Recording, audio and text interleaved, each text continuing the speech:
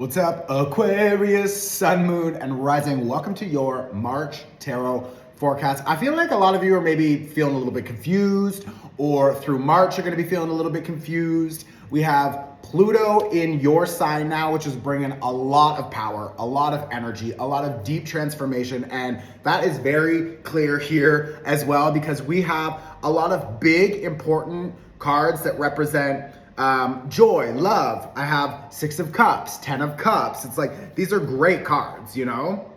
I also have an Ace of Cups, an Ace of Wands. So it's like new start, moving forward, new relationships, deeper commitments, new money, new opportunities for expansion. But then there's like this 9 of Swords, the 7 of Wands, the Hangman, this 10 of Swords. So I feel like all of that expansion comes with a lot of like grief or disappointment and releasing this old way of being. I feel like a lot of you, I'm hearing that you're like meeting yourself again. So maybe there's like old ways of being, old ideas, old behaviors, tendencies, the way that you show up in society, the way that you show up in a social group. I feel like a lot of you are maybe you want to practice sobriety, or you want to stand in your power in new ways, and that is like triggering other people to kind of like question themselves now because they're seeing that you are changing and they feel expected to change, but some of them are not ready to change. And then it's very clear that the two of you are on different levels now and they feel uncomfortable. So maybe they stop calling you, or you don't want to socialize with them anymore. Or there feels like this little like out of balance thing. And that's normal because we're now moving into eclipse season. We have a lot happening for the next few weeks and months because like all of the planets are now moving forward. We have Pluto in Aquarius, which you should watch. I have a workshop. Maverick, are you serious? Okay, apparently Maverick thinks you should watch that also. But like, I'm sorry, that was just crazy. Maverick, aquí, ven. Lay down, amor. Whew, sorry. It's like, he's saying pay attention, okay? You need to pay attention to using your power in new ways because you don't need to be like continuing to invest into people, places, things that you don't believe in now. And you're allowed to change your beliefs. That's actually what Pluto in Aquarius will support you doing because Pluto is all about deep transformation, death, and rebirth. And this planet, for example, Pluto, will be in your sign for literally, I believe, like the next 20 years. So like, buckle up, bitch. It's like, I'm not gonna talk about that. I have a full workshop for it, so go watch it. But like this 8 of Wands,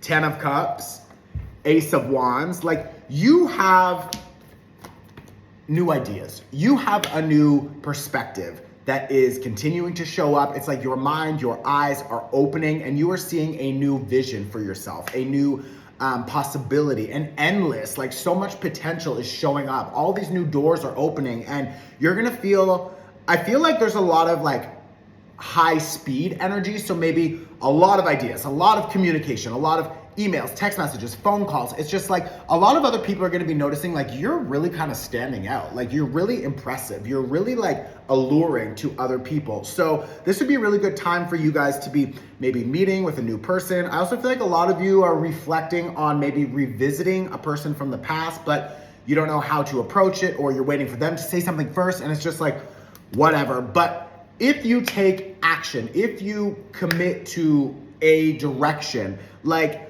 you have a lot of opportunity here to establish yourself in new ways and to possibly commit to a new person or reconnect with an old person, or find a really good, a really balanced collaborator or a boss that really supports your growth. Or if you want to be setting up your own business or something, like there's just like good opportunities everywhere. But again, all of that positive energy, that positive expansion, it's not without all of the release that is required, with all of the death and rebirth required. You can't have both. And that, if there's one thing that you hear from this entire reading, you can't have both. You can't continue with, the party lifestyle and hope for a balanced physical health. You can't be doing drugs and drinking so much coffee and just, acting like an idiot and then like hoping for like stable mental health and like a nice, clean, emotional state of being. It's like you can't have both. So you need to really understand, like, if you want to buy a house, then like, do you need to stop going out for dinner so much? If you want to take a trip, do you need to actually plan and figure out how to budget your time and your energy and your money so that that can become a success? If you want to establish your business, do you need more free time? Meaning you need to either quit another job, but you're gonna need resources. So how do you plan for that? Like, there's a lot of like sort of surrender and like give and take, and how you establish yourself in a new way is dependent on how you create more available space for that. So the other thing that's really coming through with this Ten of Swords is like, you need to cut the cords.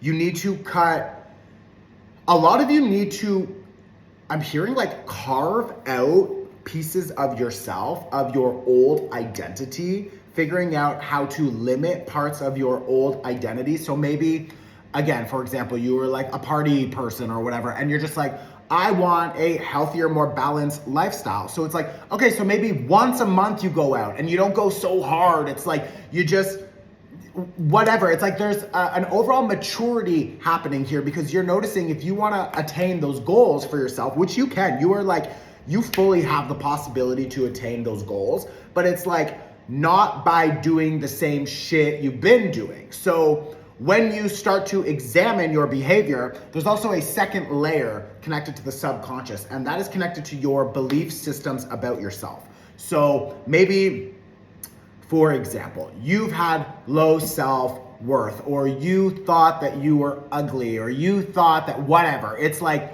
you have this like belief system about yourself that makes you, let's say, insecure.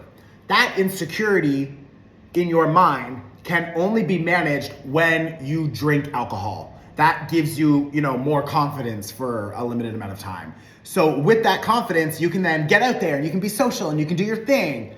But like, that's not really feeding into your confidence, because it's borrowed confidence. It's not actually stemming from your own self-love, your own self-acknowledgement of how amazing you actually are, your own self-worth. It's not from that. It's actually from a place of scarcity and lack, because you feel not good enough. So maybe this is showing up in your workspace, in your relationships, in your physical everyday habits or whatever. But there's this overall energy of like, you're sick and tired of doing some things that don't feel good for you, but you're only doing them because it's helping you like compensate another energy that you don't like feeling, which is like this low self-value or something like that. So it's like, how do you just chuck this whole thing out the window? You need to dive into understanding like, what was the triggering event, or what was the old belief system that made you feel like you weren't good enough, that you don't have the skills, that you're never going to achieve whatever you want. It's like, maybe that was from your parents growing up. Maybe that was from high school. I don't know. You need to dig in. It's your shit, so you got to figure it out. But like, I can help you. That's why I do the workshops. And if you're still here watching this and this is making sense to you, it's like, oh my God, all of my workshops are pay what you can. So you can pay $1. I don't care. But like, go and do something with this energy. Don't just sit here and listen and be like, whoa, that's really resonating. Okay. And then you shut it down and you just go and you have a drink or something. It's like, stop. Like, go and watch a workshop. But like, what you're gonna do is you need to dive in to understand, like, when did this start? Why were you given it? Was it from the family, from a partner? Was it from society? Whatever. It's like, there was a seed planted at one time, and it's like, you gotta pull that fucking thing out and get rid of it, because that seed is what supports this old belief system that is not true. That old belief system is what supports the habits. Those habits support your results, and those results are what you keep looking at being like, I don't like these results. I wanna change. Now, what's beautiful about having Pluto in Aquarius is that you're already seeing so many new possibilities for yourself. You have all these new ideas opening up. Pluto is showing you who you can become. But for you to become that person, you need to sacrifice the old person. And that is you. There's also definitely other people who need to be let go of, friends, family. You need to establish better boundaries. Like, there's a lot that needs to change here, and it doesn't have to happen overnight, and it's not going to happen overnight. So give yourself some grace, you know what I mean? But like, through this eclipse season, you're going to be noticing that there's a lot of rapid change. There's a lot of new ideas. There's a lot of inspiration. And there's maybe a lot of old habits that are showing up to show you that you're still operating in this old way. So stop investing into those old ways and stop, and cut it off. Go watch my cord cutting workshop. Cut off these people, cut off your ex, cut off all of those old traumas, release these old versions of yourself, and then integrate all of that knowledge, okay? Because remember, we're still in Pisces season, and that's all about ascension and integration and application, so that when we enter Aries season, the new energetic year, which will start around March 19th or so, that is the new energetic year. That is the new door opening. So right now, you are still wrapping up last year's energy. You are still wrapping up the zodiac wheel. We're in the last zodiac, Pisces season. So don't waste this energy. Go watch the Pisces season workshop, the full moon workshop, the cord cutting. Watch whatever feels best for you right now. But trust me, do something with this fucking energy. Don't just sit there and watch me, okay? If this is resonating also, I literally show up every month for this.